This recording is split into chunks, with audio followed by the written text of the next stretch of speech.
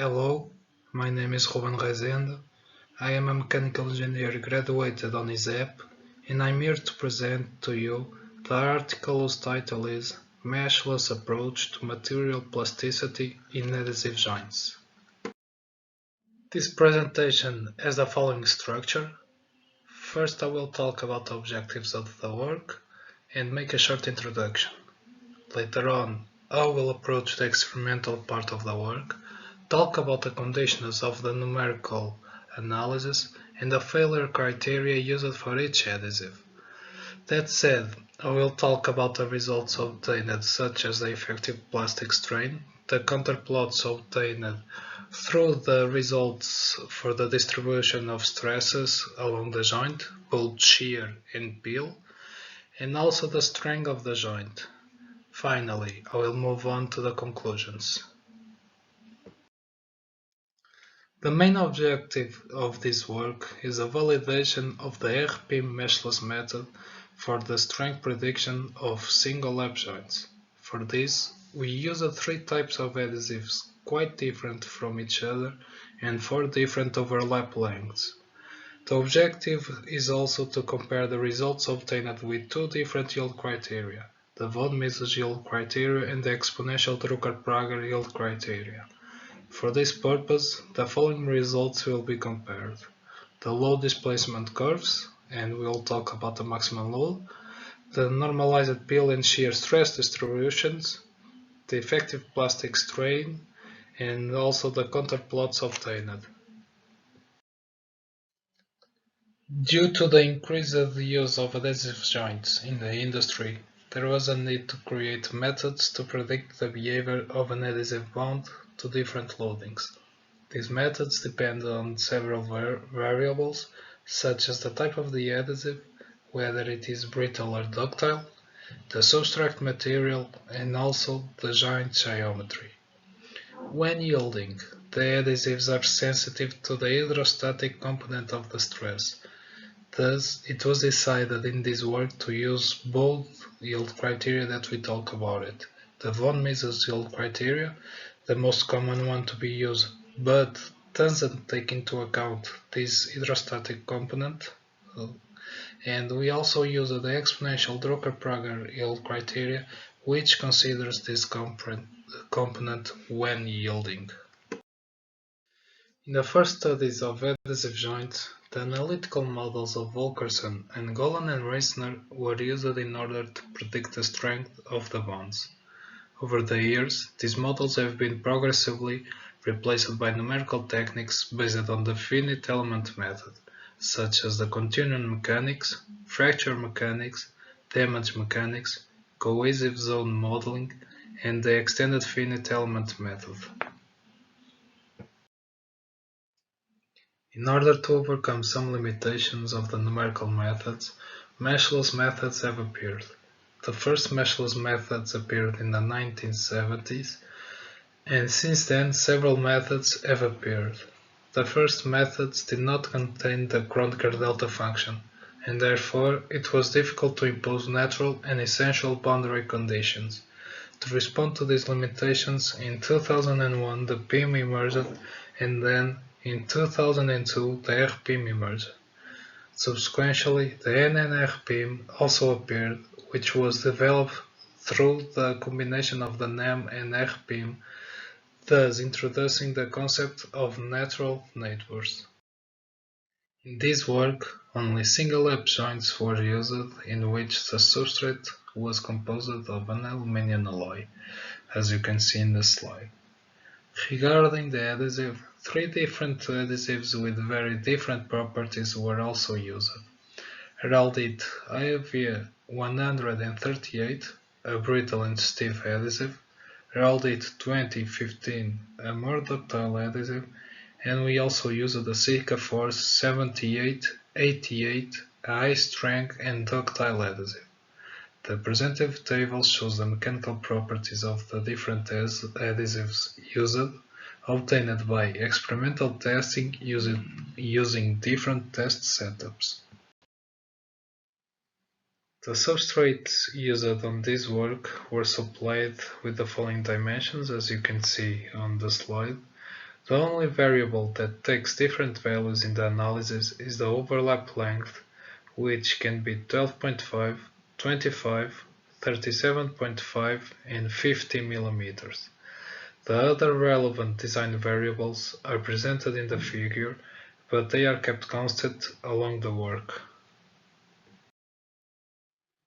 For the three adhesives, the largest percentage increase in maximum load always occurs between the first two overlap lengths.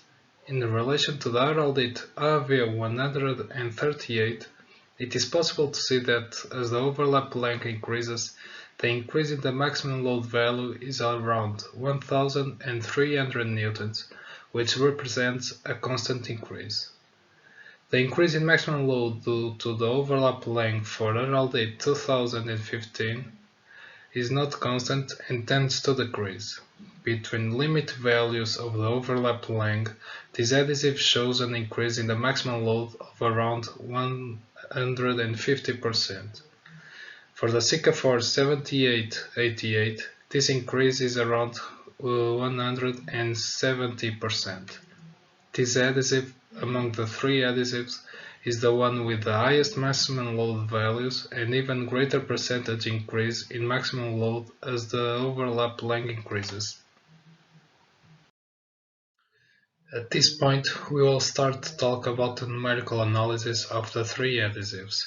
So, to execute the numerical analysis, a user-based software named Famous was used. So, to proceed with the analysis, first it was necessary to define some parameters in the program, as well as the material properties. In the figures in the slide, you can see the required data necessary to fill in the software to proceed with the analysis. In addition to the parameters already mentioned, it was necessary to define the mesh to be used. Thus, the divisions in the substrate and adhesive were defined along the length and thickness for the different overlap lengths. A bias ratio was also used, which increases the mesh refinement in the most critical areas. The tables below present the number of divisions and the bias effect used in the different joint configurations. Finally, it was necessary to define the boundary conditions of the joint. In one of the joint edges, we restricted the y-axis displacement and introduced a displacement only in x-axis. With this purpose, we applied the average displacement obtained through the experimental results for the adhesive in question and for the selected overlap length. In the other edge, the joint end was clamped. To obtain the best possible results, the failure criteria used for each adhesive depends on its own properties. The different failure criteria have the same basis, that is, from the moment a point in the joint reaches the maximum value, it is considered that we reached failure. For the Araldite AV138, since this is a brittle adhesive, the maximum shear stress failure criteria was used. For the Araldite 2015, which is slightly ductile adhesive, we opted for the maximum shear strain criteria. For the Sikafor 7888, taking into account that this is a highly ductile and tough adhesive, the peak maximum principal strain criteria was chosen.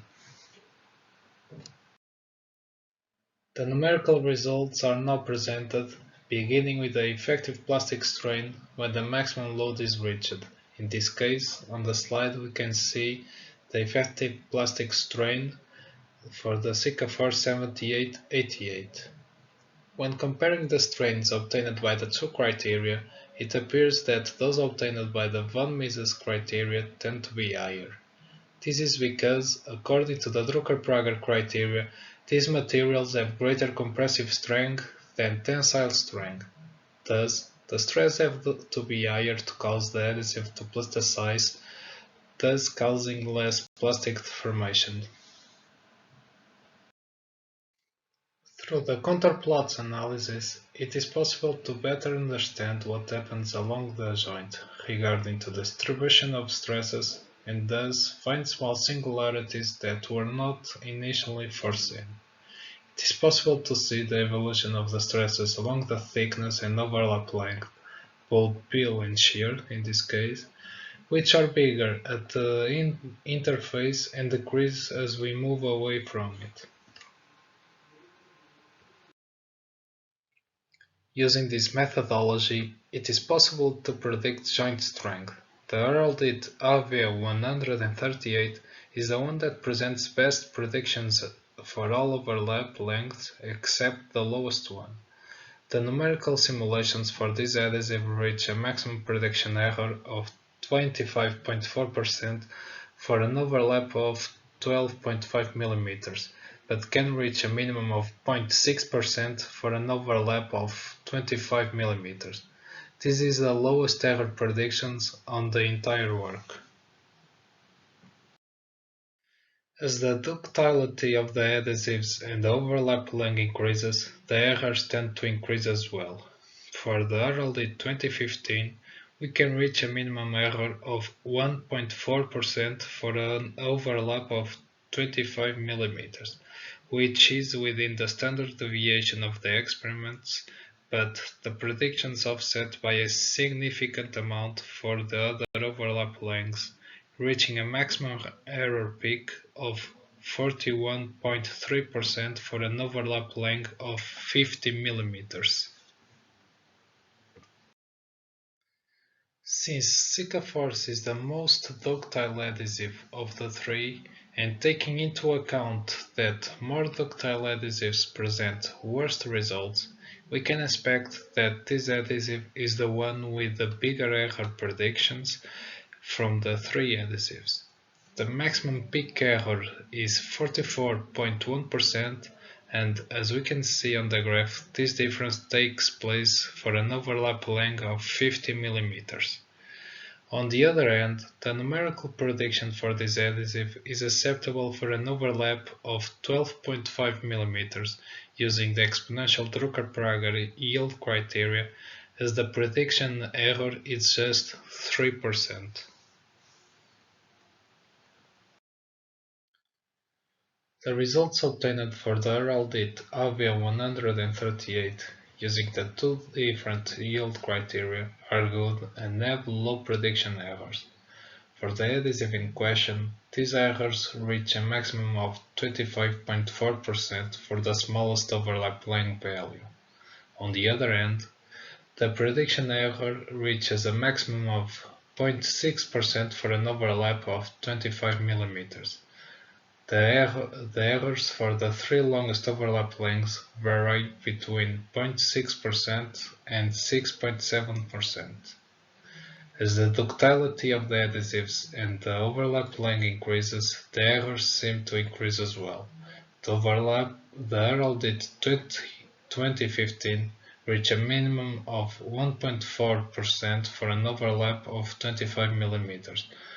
For the other three overlaps, the error varies between 14.3% and 41.3%. Since the Sika 478-88 is the more ductile of the three adhesives, it is the one with the highest prediction errors.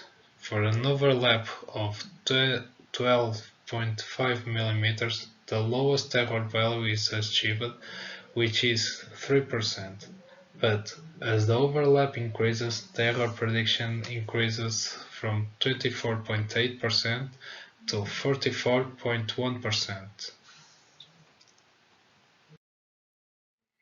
Well, at this point we reach the end of the presentation, so any doubts or questions that you may have, just ask.